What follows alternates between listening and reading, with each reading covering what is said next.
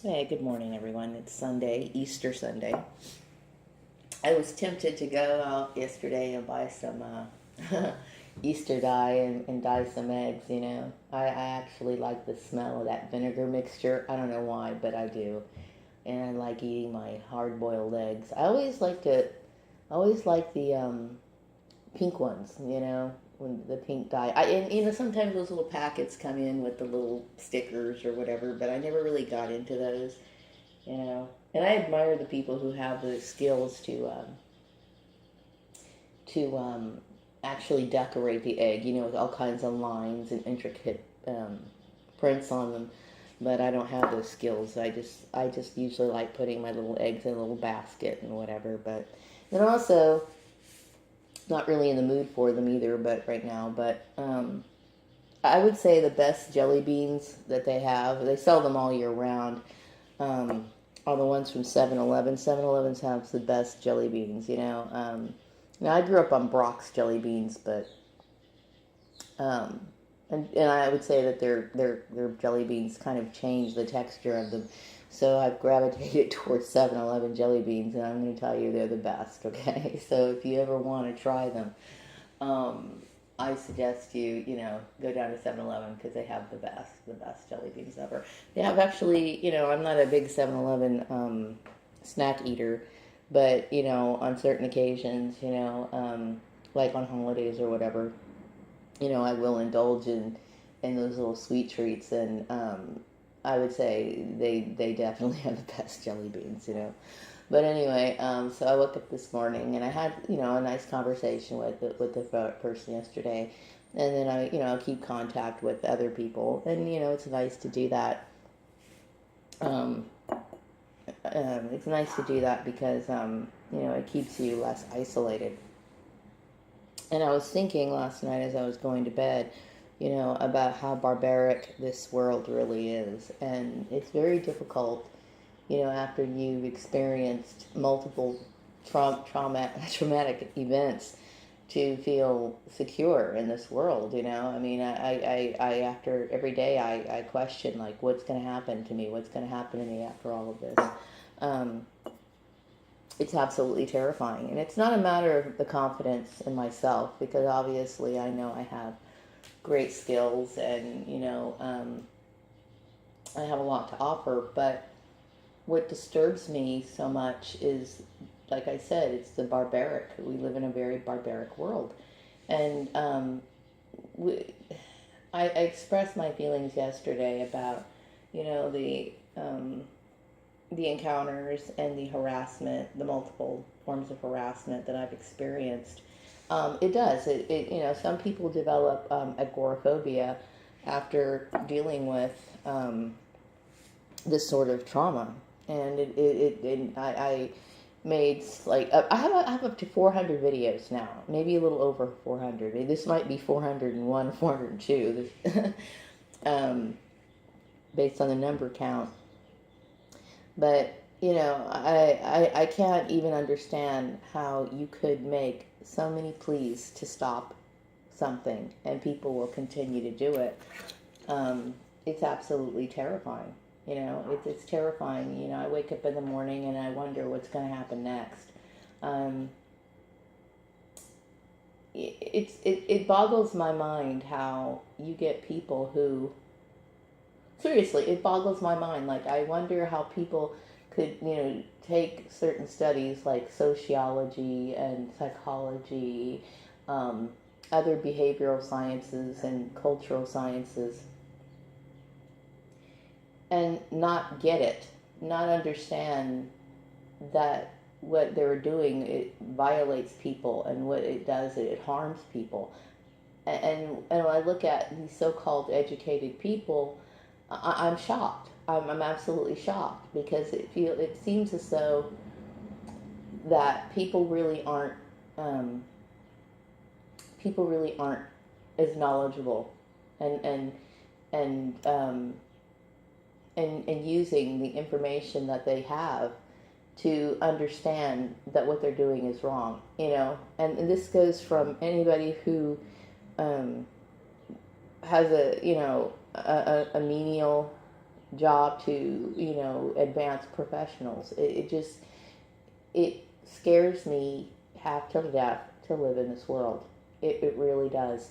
Um, and then, of course, I'm thinking about, how society rewards this sort of behavior.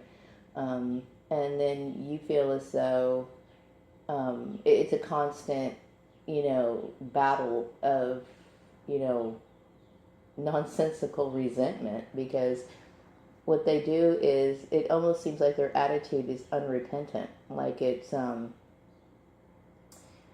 like they put you through hell. They put you through so much hell, and then they basically leave you in a situation to get yourself out of.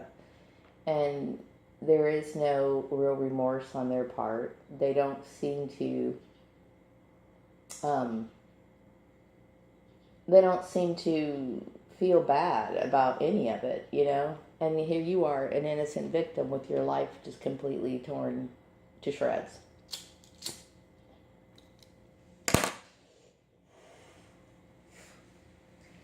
I wouldn't dream of bringing a child into this world. I mean, I have other reasons for it, but it just, in this world, I mean, I see this world as completely evil, just absolutely wicked. And it's very difficult for me to have faith in this world. I mean, I hate to say that on an Easter Sunday, but, it paints a really bad image in my mind, and rightfully so, I'm just like speechless. Like, how could somebody be so evil? Um, I mean, I know who's responsible, because, for all of this. And I wonder, like, because, like, for example, my sister, Tanya, she should have known better. I would expect her to know better, since she seems to be so into different cultural type studies. I would think that she would realize that what she was doing was wrong and completely inappropriate. And once again, you get these people, and they will damage your life, and they will be the first person to just leave you in a situation where you don't know what to do. I wake up in the morning, and I don't know who to trust, what to think anymore. Because I can't rely on people to have any sort of judgment. I just can't, And that's a very sad way to look at life, but, that's the reality, So I wake up every day, and I feel like, what's going to happen to me? What's going to happen to me now? And how could I not feel that way? How could I not feel like, my life, my time here is limited. I feel that way on a daily basis, because this is a program that has literally left my life in shambles. It has. Some people say, "Oh, you got a roof over your head, and you got all this going." And in the back of my mind, I'm thinking, "Okay, yeah, you're right. But what about tomorrow? What about my tomorrow?" I'm sitting here trying to figure out how I can get out of the financial crap that these people left me in. For years, they have been destroying my life over and over and over again. And it does. It affects me. It affects me big time. I've done so many videos and so many pleas to stop it, and it just continued on. And I'm very grateful that I'm at least have a job. But like I said, what about my future? What about mine? I can't trust anyone. I have no trust in absolutely anyone at all. Because the only person I can trust is myself. You know what I mean? That's a very sad reality to live with. You know what I mean? But in reality, that's how it is for everybody. just because of my situation and what I had to experience, I'm just more well aware of it. This world is absolutely 100%, in my opinion, evil. You know, and so in the back of their minds, I'm assuming they're thinking, well, gosh, we were just playing around. Can't you take a joke? Or they'll try to put it all on you because they try to minimize or divert the actual blame from themselves. But the fact is that I've done absolutely nothing, and you get these people who become resentful towards you for pointing out their errors. You know what I mean? And all because you're trying to basically make a plea for your life. I mean, I was literally trying to hang on to my life, trying to hang on to what I had, which is understandable. I mean, I'm an older woman, okay? And the years are going by, and I have to think about, how am I going to take care of myself? And I know a lot of people think, well, easy solution, find yourself a nice guy or whatever. And I can't even understand how somebody would think that I'm going to have some sort of normal life based on things that happened to me in my past. And nobody really knows me to make those decisions. And I'm just absolutely devastated. I'm absolutely devastated. I wake up in the morning and I just cannot deal with what I've had to go through. I can't excuse it. I can't forgive it. And I'm having a really hard time getting over it. I really am.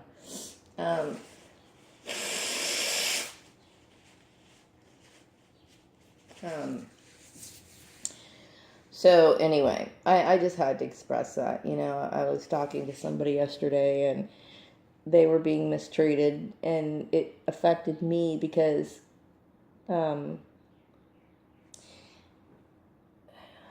I become very sensitive. I'm very sensitive to the suffering of targeted individuals. I'm extremely sensitive to it because I understand exactly how those situations play out. Like the lack of sympathy from your own blood relations, the attitude that they tend to show towards what your needs are, and it is barbaric. It is barbaric when they don't take in consideration your needs, and they're the force that I experienced, and I'm sure this person's experienced too. It literally terrifies you. Like, what kind of monsters, monstrous type behavior, what kind of monsters would do this? You know what I mean? Why? You know what I mean? And I'm not happy about any of it at all. I mean, I'm completely emotionally shattered is what I am, and devastated. So to think that I would want anything to do with that entourage, that group of people that I had to experience or spend time with, in the past, whether those were jobs that they set me up with, the other employees that worked there, I wouldn't want to have anything to do with them. And yet they continue to latch on, create scenarios. My family was operating and working with these people like Mary Landucci, what is her name? Jennifer Bloomquist. These people are not working for my benefit, okay? I suspect that Jennifer Bloomquist is a white supremacist, and that's why she was so eager to do what she did. So basically, you get my family members who created this, and then people take it upon themselves to create their own agenda. Okay? Now, mind you, as I was talking about yesterday, about how, you're decent to people, they're smiling in your face, and they're pretending to be nice. And I've never done a damn thing to Jennifer Bloomquist. As a matter of fact, I remember when I was working at the farmer's place, people were coming in talking about how disgustingly fat she was, blah, blah, blah, blah. And I was the first person to stand up for her. You know what I mean? She was one of my employees, and I, never ever commented on any of her parents or anything like that. Okay. But now that I realize that she was part of this program, I mean, of course, my view of her has completely changed. So there's so much hypocrisy. And I'm the one who gave her a job, okay? I gave this girl a job. And she was more than willing to destroy my life, okay? So I'm dealing with people that I can't trust. I don't have any trust in these people, okay? Shutting me out and making my life difficult and moving me from my life goals is the equivalent of murder. It is the equivalent of murder on many different levels, okay? And it bothers me that many people just don't think about tomorrow. It's like they don't think that people have to have future planning, that they have to think about what they're going to do, And and nor do they care. They don't care about what your goals are. They don't give a shit about what your goals are, what your requirements are so that you can survive and live. And instead they want to give you their solution, and that's what scares me so much. It scares me because their solution would be absolutely devastating to me. The last thing that I'm thinking about on my mind, it is the last thing. The last thing on my mind is getting married and putting my trust in another person. That's the last thing on my mind. Especially if you've dealt with any form of abuse, you know that that's not something you can just jump into. Same thing for friendships and whatever. Now, I'm open to talking to targeted individuals and stuff like that. And, developing relationships, but I have to be very cautious about those sort of things. And I don't want to have if any of these so-called people are, like, for example, if they were trying to set me up with somebody, they're associated with the collective, I would eventually figure that out, and I would get the hell away from them, okay? Because I don't want any association with these people whatsoever. Like I said, for my previous employers, their job is to verify my reference and let me move on. I don't want anything to do with them. Don't want to see their face on a LinkedIn page. Don't want to have any kind of conversation with them. Because what this situation is, it's absolutely unforgivable. It's unspeakable is what it is. You know what I mean? It's constantly, I'm constantly witnessing and acknowledging people who really don't have the skills that they're supposed to have. And I'm constantly having to see these people continue to live their life, continue to be employed, continue to either advance or whatever. And I'm sitting here doing things right. And I do things the right way. And I'm sitting here suffering. I'm suffering, for nothing, for absolutely nothing. And I'm constantly living in a state of anxiety and worry. And how could I not? How can I not, And this is, it's unreal, it's unreal to have to wake up in the morning and not really feel like you have a future. You know what I mean? Or worry if you have one or not. You know what I mean? Or worry if you go to a job interview, are you going to encounter another barbaric, murderous person? Because that's how you feel. You know what I mean? I was thinking yesterday, I was having a conversation with a person, and I hate to feel this way, but I suspect that people who belong to the modern day churches are demonic. I truly suspect that. You know what I mean? They have something wrong with them. Something is wrong with the modern day churches for this shit to be going on. You know what I mean? Because they don't have any respect or concern for their fellow man. What they have is a form of bloodlust, and something is seriously wrong with them. I don't have any faith in any of the churches at all at this point. You know what I mean? I really do think, and yeah, believe me, churches can become corrupt, and I believe that the majority of them are. How am I supposed to think any different?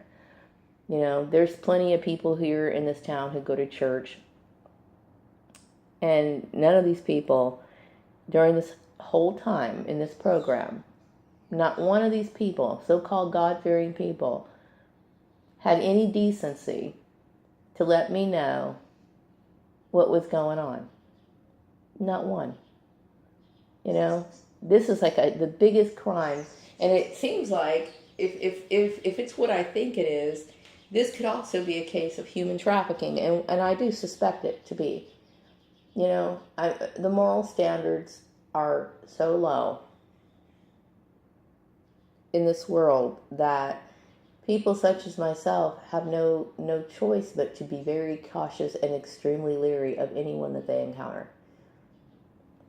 You know, it makes sense. I mean, after you've experienced something multiple times, how do you expect anybody to have trust? I can't do it.